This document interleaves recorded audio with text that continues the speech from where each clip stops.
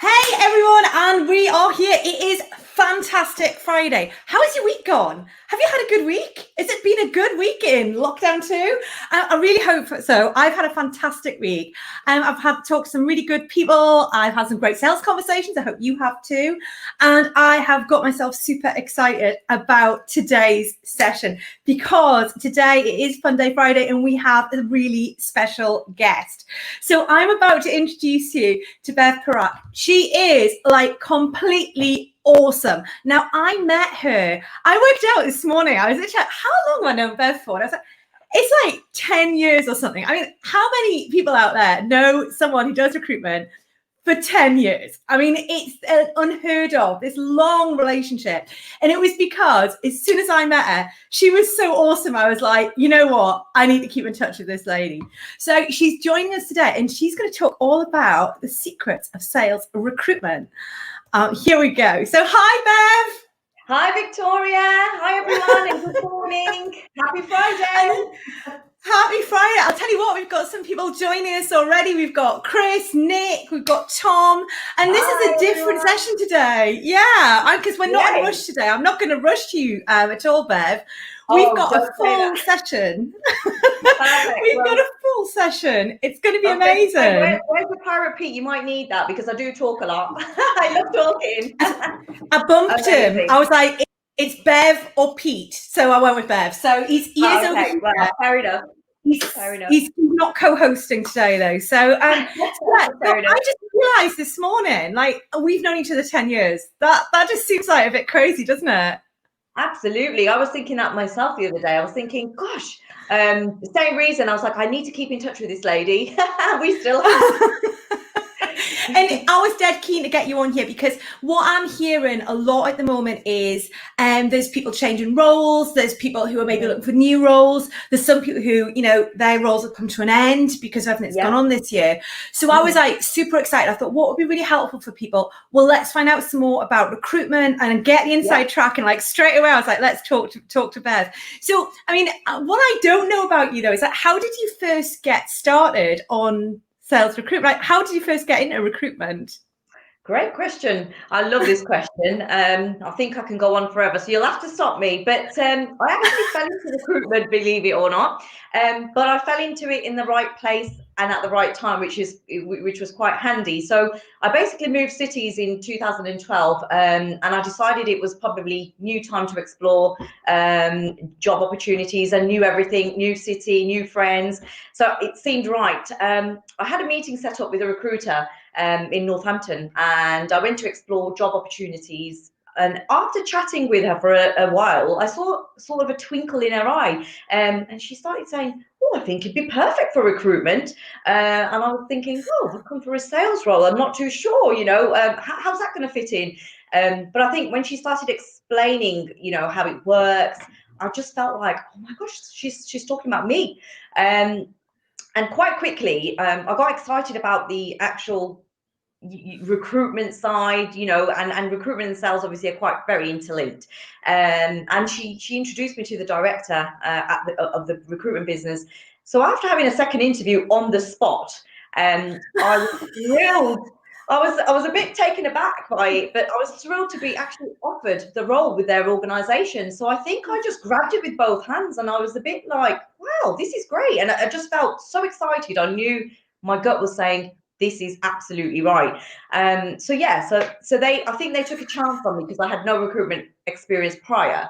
But I think the most important thing which the director did was obviously he believed in me, which is what I always advise my clients, you know, take a chance on people, believe in them. And I didn't let him down, I can tell you that. I'm still here 10 years on, not with obviously the same company, but I'm still here. And that's really where my recruitment journey started. So yes, great journey. And it's really interesting as well because recruitment's an interesting type of sales because you are selling candidates to an employer and you're selling employers to candidates. So it really is a sales role in its own right as well. And it's really people based, which I mean, I think that's what you're great at. I mean, what do you really love about it? What is it that really sort of lights you up about it? Well, there's a few things actually that excite me. So, I mean, the first thing is I love the fact that you're in control of your own success. But it's also a great balance of taking control of your desk. It's like you've got your portfolio of clients and candidates. So it's like having a mini business, which is quite exciting in itself. But at the same time, you have, huge support of the wider business, which is quite nice. You can be innovative as you want to be. And while there are tight guidelines and legislation that you need to follow in recruitment industries, I think it allows you to think outside the box, which is where my strengths come into. Progression is fast or as slow as you want it to be. But for me, luckily, there's been great development opportunities and career progression, and it's been pretty fast. I mean, soon as I joined recruitment, within 3-4 months, I was taking exams. I think I was that excited about the whole recruitment piece, and I thought, yeah, this is me. So I qualified in recruitment practice, which was brilliant. So it made me, obviously, I always like to be the leader or the expert in my field, which is why I obviously did that. And then I've been promoted 3 times, so from sort of consultant to senior consultant to then manager, which was amazing, and I think my career just took off. So most importantly, I absolutely love making a positive impact on people's lives. I think that for me is whoever knows me out there will know that I really, really, take care of people, and obviously you've got your people's careers in your hands, so you need to be. I just love people. I think I'll go above and beyond because I enjoy interacting with people, and it's something that I feel comes naturally to me, unless you tell me different, Victoria. It does. But and there's a backstory to that as well, because ever since I was a child, I think I've seen my dad graft and run a real successful business, and everybody who met him just loved him. I used to, go to networking exhibitions, lots of sales exhibitions with him, and I just saw, him interact with people, and I think I just loved his confidence. He was a real people person, and I feel I've definitely got his genes. Just being able to talk to people as well. And interestingly, the way that we first got in touch and started talking was actually because one of your candidates, someone who you've been working with, and actually you weren't involved in the role that I was recruiting for, but then later down the line, that person came and worked for me. And then we had a conversation when I was looking in the future, and she's like, well, have you spoken to Bev? Like, she didn't actually get me this job because it wasn't on her portfolio, but she was amazing. Out of all the people I worked with as a candidate, she was great. She was really proactive. She was always sat on the other. And that was, if you remember, that was why I picked the phone up to you. So isn't that interesting? So I suspect there's not a lot of recruiters who get referred into an employer by someone who they previously worked with as a candidate. It was a really interesting route. And of course, I felt, look, there was something really different about you. I mean, what do you think is your sort of like standout USP? What do you think differentiates yourself? Because there's a lot of recruiters out there. Yeah, absolutely. And that's very kind of you to say I stood out. I'd like to think I did. I think you're right. I think if you give people a good service and you put people at the forefront, naturally they can sort of see that. I probably can give you 100 great reasons, Victoria, why I stand out. However, I don't think that it will probably be different, but I think most consultants will probably talk about that anyway.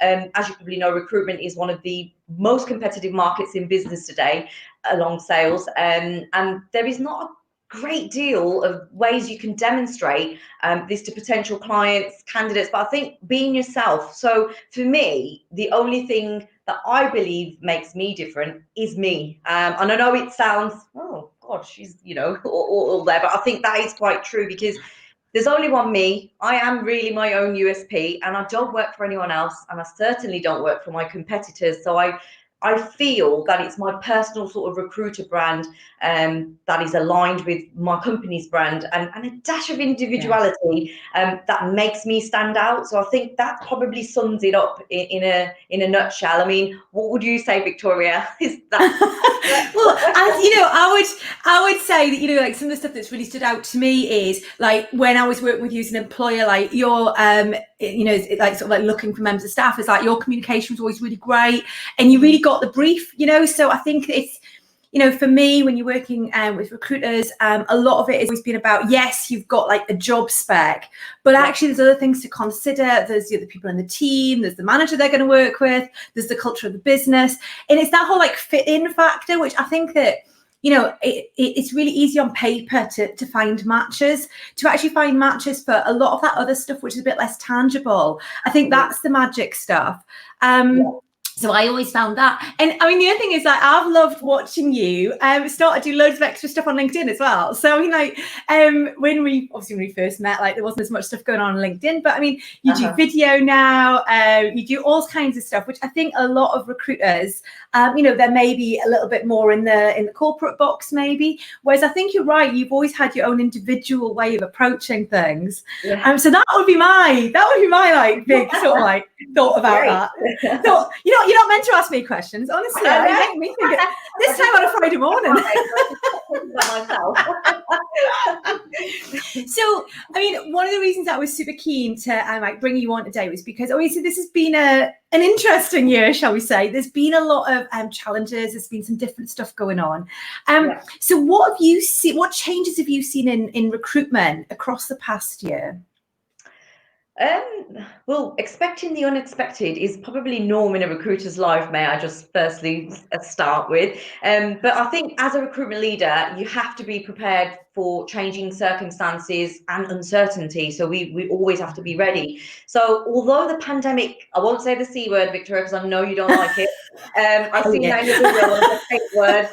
But although, you know, the pandemic has created huge challenges for most companies, I believe the way we recruit has changed, and the pandemic has probably brought on some real positive changes, if anything.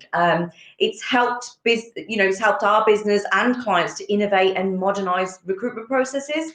Personally, I find myself sort of re-evaluating everything top to bottom, and treating it more like an opportunity to kind of either reinvent, pivot, grow, basically come out at the other end. So some of the changes that personally I'm seeing, and you know what I can see, is an increase in virtual collaboration, which is what we're doing, which is great. And aside from the sort of the traditional communication methods like email, phones, I think it's great to see people collaborating on instant messaging platforms, video conferencing tools. I mean, me personally use Microsoft Teams, which is absolutely amazing. You can kind of just speak to your colleagues instantly, whereas on an email, you're kind of waiting for people to, you know, you're like an hour later, what's happening? So personally, for me, I think I either like to pick up the phone or see you face to face, which is quite nice. But you can see that's, you know, gone through the roof at the minute. I think a further rise of remote work, so an increase in flexible arrangements, that's obviously, you know, elevated at the minute. Remote recruiting, so many businesses were sort of already beginning to introduce, I think, Skype interviews as part of their initial vetting process. But it has quickly kind of become, you know, a standard during lockdown, I think. And after all, there's no way to kind of move through the interview stage real quickly. So I think it's a real positive because people are moving through the stages without having to kind of travel or you know, I think, you know, they're in their own comfort zone as well, although it is kind of out of their comfort zone because not a lot of people will enjoy jumping on camera. I don't know what I put myself through, and and I think the other one is digital upskilling, because I think with many employers now sort of working remotely, organizations have to accelerate a shift to online services. So I don't think it's a real surprise there that digital upskilling and digitization has been sort of on top priority for a lot of businesses and a lot of organizations I speak to. You know, they think, you know, that's where they want to kind of pitch themselves. So that's quite positive as well for the workforce. And many of the changes, I think, personally, were there before. It's just been kind of emphasized by the current situation. And I do believe that this will probably be the future of work and the future of hiring, if anything. Yeah, absolutely. It's really interesting as well. I think a lot of the businesses that I've worked with across this year, I think there was a real like, sort of like trying to make that shift to like go online, sort of the back end of March, beginning of April. That was like a real challenge. And I think at the time, the clients I was working with kind of fell into two camps. There was like some clients who are like, right, come on, let's do this as quickly as we can. Let's just make the shift. Like it is business as usual, just with a computer instead of with a meeting table. And then I think there were other businesses who were quite reluctant, and it was a bit more like, well, we'll do it while we'll have to, but everything's be back to normal like next month. And I think it's really interesting now that it feels that there's been a real shift. And I think that in sales especially, the benefit of that has been that, if you're doing a meeting on Zoom or on Teams, you can do 2 or 3 of those a day where, easily. Whereas like if you're actually having to travel, you might have only managed 1 or maybe 2. And the rest of your day would have been taken up with travel. Whereas now you can do a few meetings, you can still do some calls, you can still fit in a lot of other sales activity. And I think, for the companies that have really been able to capitalize upon that, I think it does mean that actually that you can always get more work done, to be honest with you. Which is something that we personally find. I mean, although, we'd love to just get out and about, I think we are finding that it's saving a lot of time, traveling, commute time, more time for meditation exercise, which is heaven for me, because I never used to do any of those stuff. So so you get to do the things that you haven't done before starting work, because all you think about is work, don't you? Is when you're in that mode. So it has been quite refreshing, but at the same time I think I'm ready to just get out there as well. I think especially as the days are getting darker and all this, that and the other, it feels a little bit, the world feels like it's getting a bit smaller. And we've got some people joining us as well. A big hello to Anne and to Chris. Let me see you again here a few times this week. One of the things that actually Anne's just commented on there is just going back to something we were saying earlier on. I'll just flick that comment up. Just sort of saying there that, that intangible is so hard to communicate. And I think that was really what I was trying to say about, that extra source that you bring is being able to really understand that intangible and bring it to everything you do. So yes, Anne, I would completely agree. Okay, right. So, I've still got so many questions. So we've been talking about sort of like challenges this year. What have you found to be the biggest sort of challenges that you've faced in your role, like as a recruiter? Because I'm sure that, sort of for employers and candidates this year's had some challenges. I'm equally sure for you as a recruiter, there's been some challenges as well. So what would you say have been your biggest challenges? Yeah, I mean, I think talent acquisition itself has always been a demanding discipline anyway. And I think in the last few years, its primary challenges have kind of centered on finding talent quickly and efficiently, even as an unemployment grew sort of smaller and smaller. But I think in the wake of the C word, the coronavirus. Sorry, I said it's all right. You're allowed to say it. Yeah, let's just say it. It's COVID. We hate it, but it's COVID. I think we are, dealing with a host of new issues that are challenging and changing and expanding every day.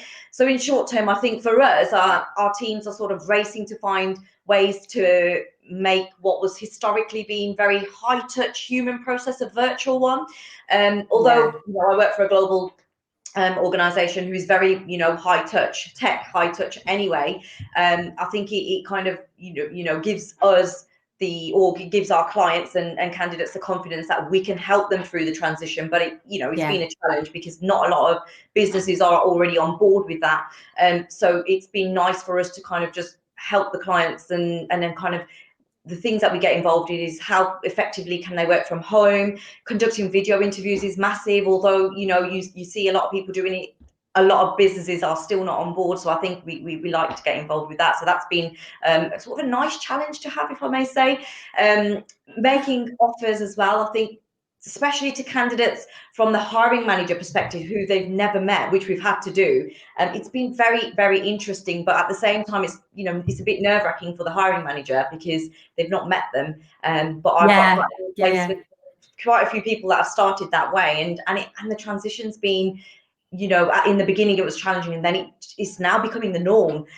So I think remotely onboarding new hires will be something that will overcome that challenge as well. But after all, I think challenging transitions are going to be there because of the resistance levels that we face as a business when we're speaking to clients. But I think we very quickly can help help clients, come on board and kind of tell them that it's, it's a new way of, it's a modern way of recruiting, should I say.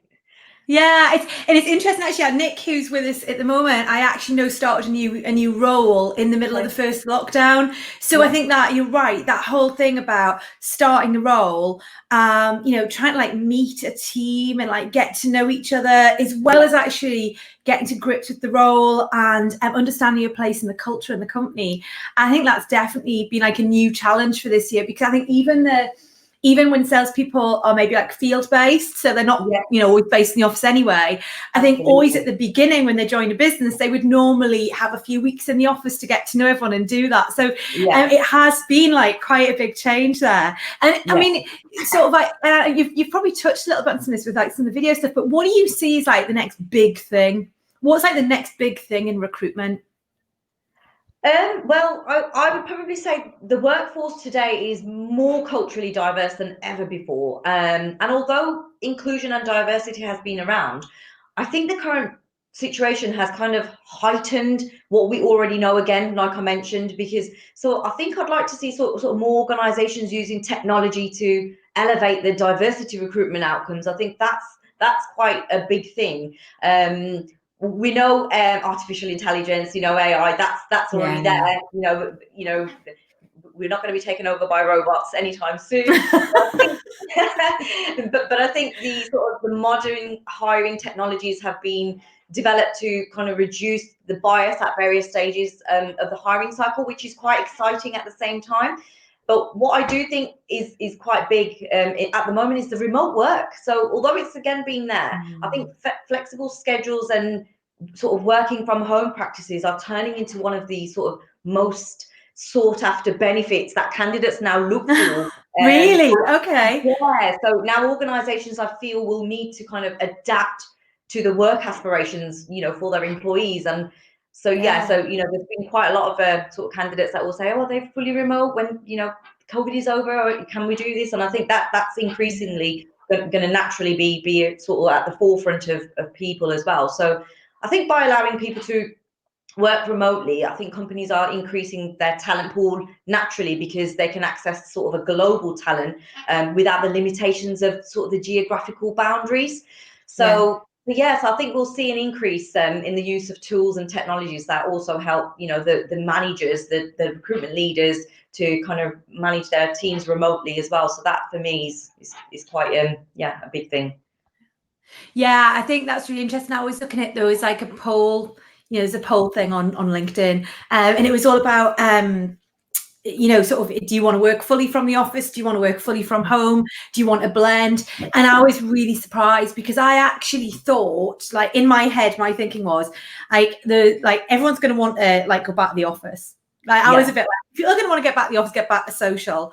And there's going to be a group of people who are going to want to work from home, but that's kind of going to be it. But actually, the majority on that poll, it was by a really significant amount, was for more of a blended approach. And I think it's because people really want that like interaction, like the coffee machine and all this, that, and the other, and how was your weekend, which I think is harder to do remotely. But then on the flip side of that, I think that they're also seeing the benefit of being able to get some head down time at home, and maybe being able to fit some work around their personal lives, So I think it's going to be an interesting couple of years as businesses adapt to that.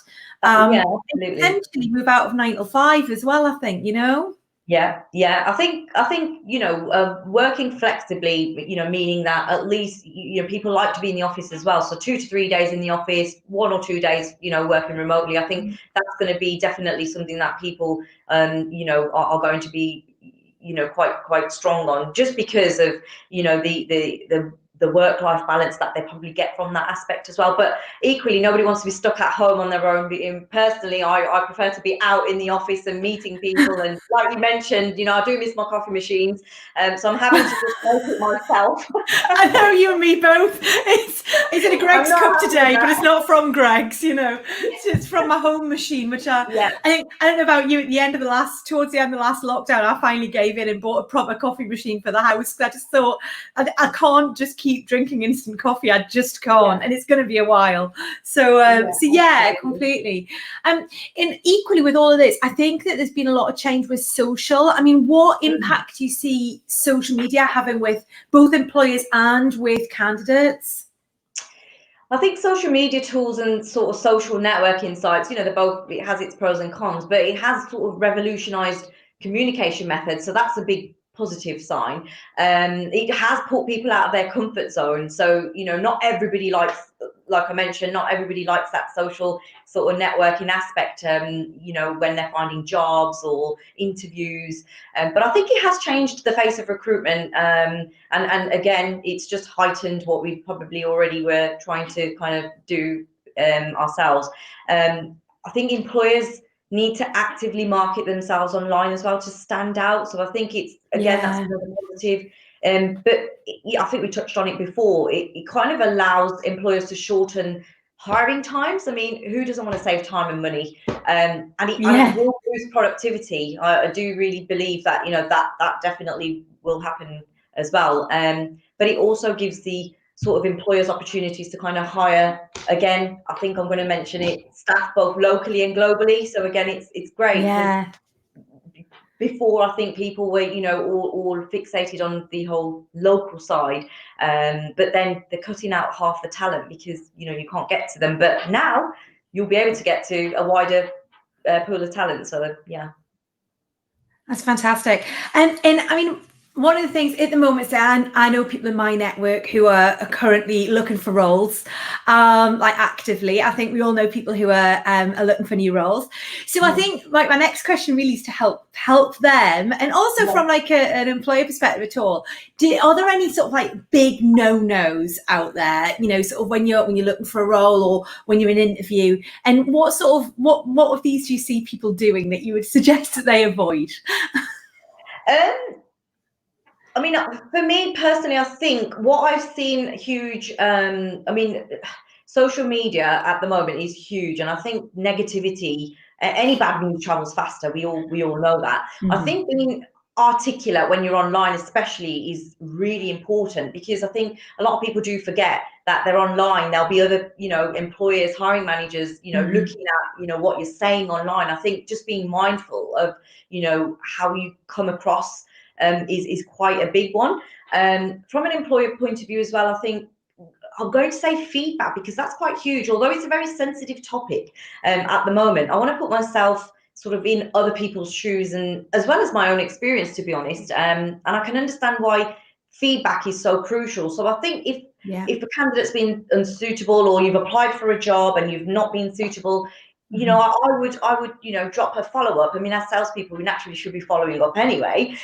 So follow-up quite important, and sometimes people do forget to do that. But what they will tend to do is, probably complain about it in the background, or you hear a lot of noise where people aren't getting the feedback. And I appreciate that it is really important that, the hiring manager lets the candidate know as soon as possible, because nobody wants to be waiting on an offer that might not even come through.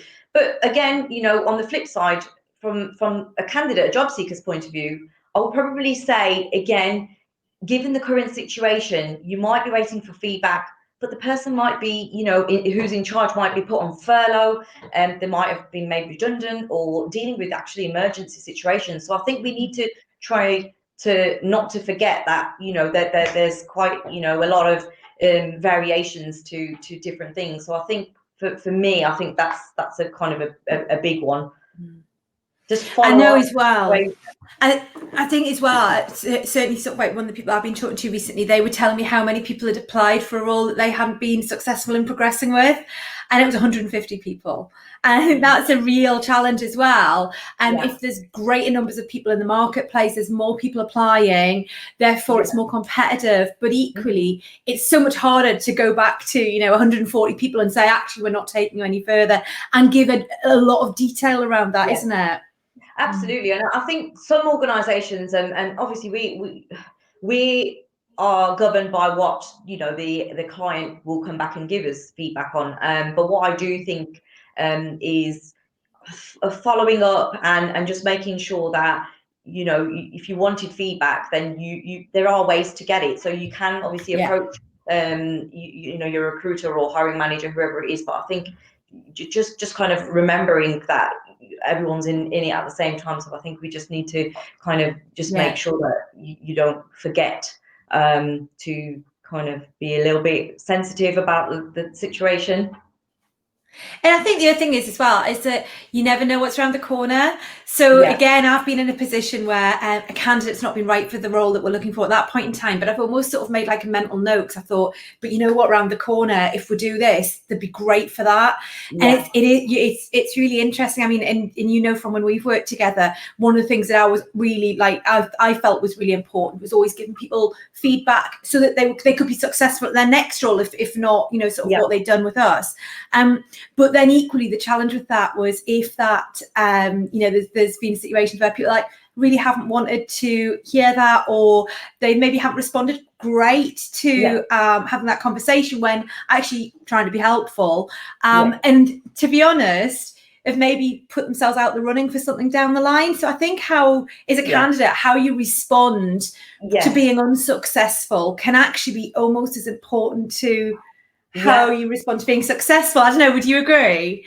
Yeah, absolutely. I think the word I was looking for earlier was just don't burn any bridges, which is So I think because you never know, down the line when you'll be meeting them again. So I think that's quite important. Yeah, I definitely agree with that.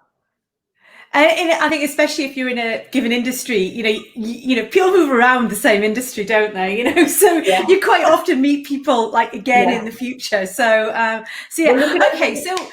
Sorry, I was just going to say, at the minute, our clients are turning into our candidates and vice versa. So that's kind of, where we need to be a little bit more sort of smart in our approaches and how we kind of speak to people as well. So, I think from your point of view as well, I think it's a real testament, the fact that that's happening, to the relationships that you're building with people there as well. I think it goes back to that whole thing that really at the heart of it, recruitment is so much about like the people skills and the relationships. So talking about people, how do you think that people can differentiate themselves, like especially in the current climate when it is getting more competitive out there? What tips can you give people around that? So I always advise, anyone looking for work. I think the most important thing that I find is a lot of people tend to just go and apply for, jobs they see, because it's easy to nowadays just click the apply button. But for me, I think I would say be strategic in your approach, have an action plan, and don't apply for hundreds of jobs, because I don't think personally it's good for your mental health or motivation, or if anything. So I would stick to, your top 10 companies. I mean, you do it in sales, so it's the same kind of process with the job seeking as well. So I think stick to top 10 companies and rate them on a scale of 1 to 10, perhaps asking yourself the most important 6 questions. And the 6 questions that I take my candidates through when I have my one-to-one consultations is, I don't know if anyone's heard of it, but it's another approach to understanding sort of your own motivation, which is the clamps theory. It basically Tell us.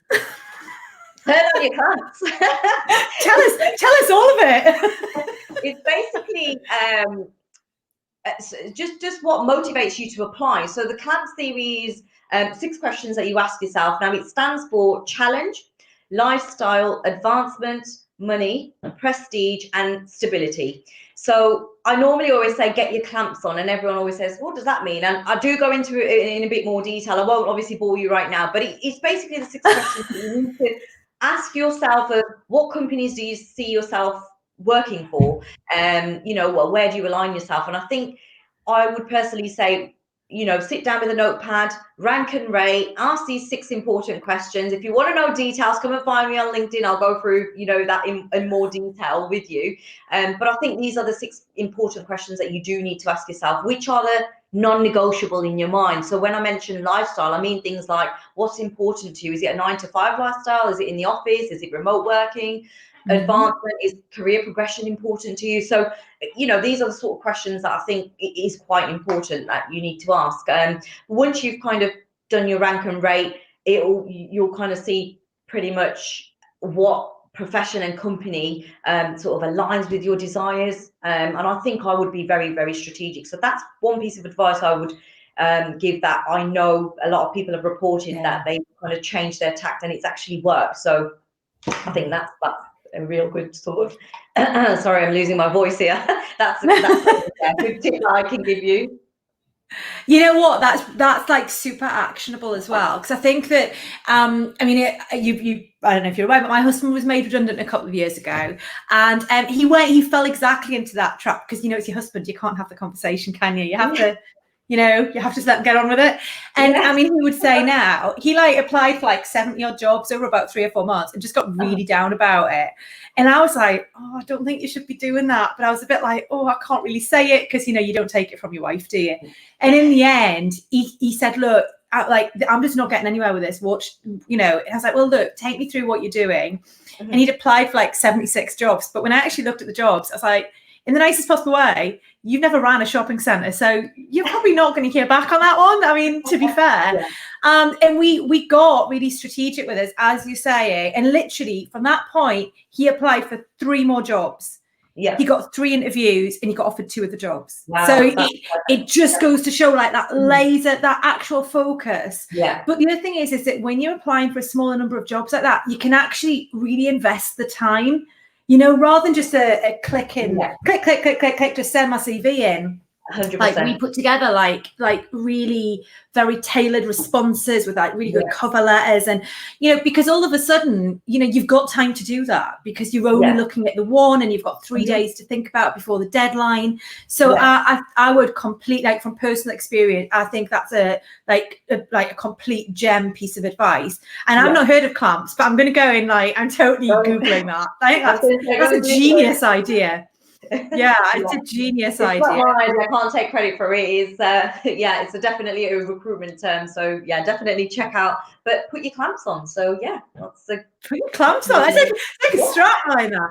And I think the other thing is that so much of this is just stuff that it's this is these things that you don't know. If you're not in recruitment, you don't know. And I think that's why one of the reasons I really wanted to bring you on today, because I think all these little nuggets are just so helpful for people at this moment in time. And anyone who's watching, if you've got any questions for Bev, then drop them in the chat, and I'll be more than happy to ask them.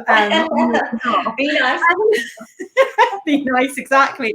I think that's fantastic, actionable advice. And actually, one of the things that I'm always really keen about is, so after this, after this conversation, after this session, whatever, what can I go and do? What can I go and do right now to make a difference on the back of what I've just learned? So I would really love to know what 3 things could a salesperson do today to increase their chance of finding the perfect role? Now, I think we've already had some extra freebies on the last question. Yeah. I would love 3 more, because then really we've got 5 then. So it's what 3 other things you can suggest? I think I'm going to state the obvious. Planning, that's number 1.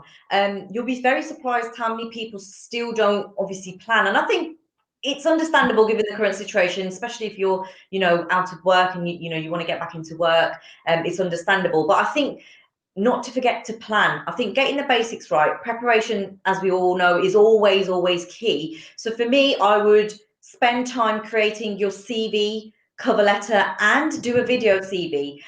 Now, if you are in sales, I think a video CV just kind of brings out, a piece of paper, which brings out your personality, which is what a lot of hiring managers want to see. And I think a lot of people, hiring managers, recruiters, make their sort of judgment within the 6 seconds of even reading your CV. Whereas if you entice somebody on a video, and again, keep it short. So for me, I think those 3 things. So here's not so secret top tip for job seekers, but I think most employers want to hear that you'll adapt quickly and effectively and contribute to the sort of company's future. But I would like to stress that you need to address these issues, because I do see CVs and believe it or not, people aren't sort of telling the hiring manager how they're going to come in and solve that problem. I mean, I've seen some great CVs, but it's just another tip that I think you can easily forget. So you might just get your dream job if you just address, what it is you're solving. And I think at the moment, we all know artificial intelligence is huge. I mean, optimizing your CV for the applicant tracking systems is quite big. So ensure your key skills are explicitly outlined so that your CV is actually picked up by the ATS systems, because that is, essentially how recruiters, hiring managers' workload, is reduced by kind of picking out the key points. So if you are missing any key elements or the role that you're trying to apply for, if you're missing the key points, your CV might get missed. So it is quite a good idea.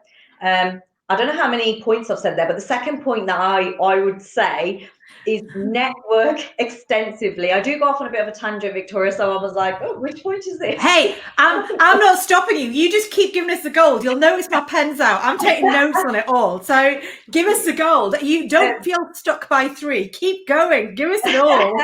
So I would say, secondly, network extensively. This is great. I mean, social or professional networking can bring amazing results. And I do believe that if you connect with more and more sort of influential people in your core market, both offline and online, this will alone sort of get your name out there as well.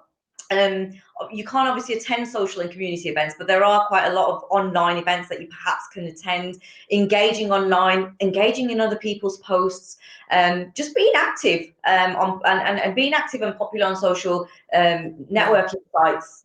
LinkedIn obviously is my favorite, but there are loads, Facebook, Twitter, there is a lot of places that, wherever your actual target market hangs out, I think you need to kind of see where they are, and kind of this will grow your personal networks with the experts from your core market. So also continuing to develop any skill sets that you perhaps need, and keep persevering, because organizations are on the lookout for top talent, and everyone, there is a job for everyone out there. And I think the third and final point I will mention is be yourself. Understanding your own values and how they align to the businesses that you're passionate about is quite important as well. So I think I've explained what my USPs, and I think you can make it yours too, because everyone is different. So thank you for listening to what's going on. No, honestly, I hope these points are quite useful to you.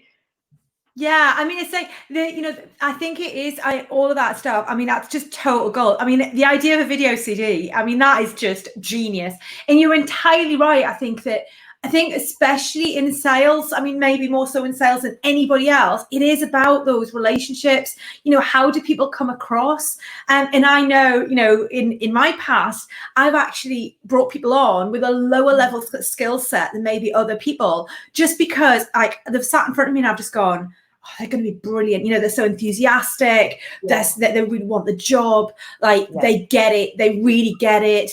They come across really well. They present themselves super professionally. And I think that there is that thing that, the video stuff, I think people really get a sense of who you are. So, I mean, that's just amazing. And big data, the whole AI thing, it's terrifying how fast that's moving, and it's so smart. So yeah, I'd never even considered thinking about optimization around that. I mean, we think about optimizing our LinkedIn profiles or our Twitter thing or whatever it might be, but yeah, what about your CV? It's kind of the most important thing, I guess, if you're looking for a role, isn't it? Absolutely. I think a lot of people also forget to tailor, which is where I mentioned to be strategic. So tailor it to the job that they're applying for. Job descriptions are obviously great because it will give you, the role and what kind of person they're looking for. So I think, making sure that you're using all the words that are in the job description, especially if you have those skills, to add it in, because a lot of systems will pick these words out. And I think, given the current situation and the shortage of, the resources that recruitment does face at the moment, I think we do rely quite heavily on the RATS systems. I mean, I know how clever our system is, so I know that it'll pick out all the words that you do put on your CV. So it is quite important that those are sort of framed in a nice, way that you can kind of portray yourself. Yeah, and Chris has just actually come on there saying, I've got 4,200 contacts on LinkedIn today. How do you keep up with that many people? I struggle already. Some I've got good relationships with from previous business interactions, and that's really interesting. One of the things that I would say about that is that I've been on LinkedIn for a significant amount of time, from quite early in my career, and I've found that when I set up in business on my own, that was actually so helpful to me, because I already had this base of people who knew me, who knew what I was about. And I was able to talk to them, online, or you can pick up the phone, because obviously we still had that relationship, and actually build from that. So I think definitely, that LinkedIn is definitely like a networking opportunity. I also think it's like, what you're saying there, though, when you've got those people in your network, you can really spread the word and start to use them a little bit, can't you? Absolutely. I think it's huge, especially, I mean, Chris having 4,200 contacts is brilliant, because if you, share something and then other people start sharing your posts, it's like a knock-on effect, people, it's like it can go viral and people can see it. And I think a lot of people in my network, this is why I love sharing other people's sort of stories, and especially if you're, looking for work, because not only that, people in your network, obviously your second degree connections can see, and then third degree connections that aren't even in your network can also pick this up, and you just never know who's looking. And I think most importantly, liking and sharing is great, but I think what I find is actually engaging, which a lot of people tend to kind of sit on the back fence. Engagement is quite important. So not everyone in your contacts is going to be, someone, who you could probably leverage, but just a little like or share will. But I think engaging on people's posts that you're most interested in or passionate about can go a long way. I think, we hear about, huge networks, but definitely engage. For me, that's been absolutely huge. I would completely agree with that as well. I think because that is almost the online way of having a conversation. So if you're not doing that, you're not really having a conversation. Bev, you've blown our minds. There's been some completely amazing stuff on there. So thank you so much for coming and spending this time with you. For anybody on the replay, make sure if you've got any other questions for Bev that you drop them in, because I'm sure she'll come back and answer them, because she's good like that. I know her well enough to know that. So thanks so much for coming today. I massively appreciate it. Thank you so much for having me, Victoria. It's been a pleasure, and everyone else. I can't see the names, but there's a few that you mentioned. But I hope you find this really useful. But if you did want any sort of professional guidance, advice, you know where to find me. Yeah, absolutely. LinkedIn's the place. Okay. So that has been, oh my God, how good has that been? Oh, I didn't stop writing. So, top tips there. Get your clamps on. I didn't even know that was a thing. So we totally all need to go and look at that. I think this whole thing about being yourself, like tailoring your CV. And I mean, definitely I've got personal experience of that, having worked with my other half. So definitely I would say that's one, go and look at. I think this whole idea of networking, I mean, we're on a networking platform, for goodness sake, we're in a perfect place to do it. And look at those other sort of things there about the optimization. Optimize your CV for that AI. I mean, I just never would have considered that. It's been super amazing to have Bev today. So if you joined us late, remember you can always rewind and see the beginning. And this will be available on the stream. What I'm going to do is I'm going to make sure Bev's tagged in this post, so you can go and connect with her and say hello. And she can always tell you a little bit more about that clamps bit, which... crazy. So that's all from me for today. On Monday, we are back at 9 a.m. with the morning sales step up in our usual format. So 10 minutes, just a quick sales tips, hints, and inspiration. Equally, if you would like to get the digest, we are now sending a weekly digest of all the best bits. Then just click on the link on the comment and we'll add you to the list for that, which means that you never miss any of the good stuff, either from me or, more importantly, from my weekly guest on a Friday. So from me for today, that's everything. Have a fantastic weekend. And for the rest of today, it might be Friday, but remember, you can still sell on Friday. So have a fantastic day and just keep selling.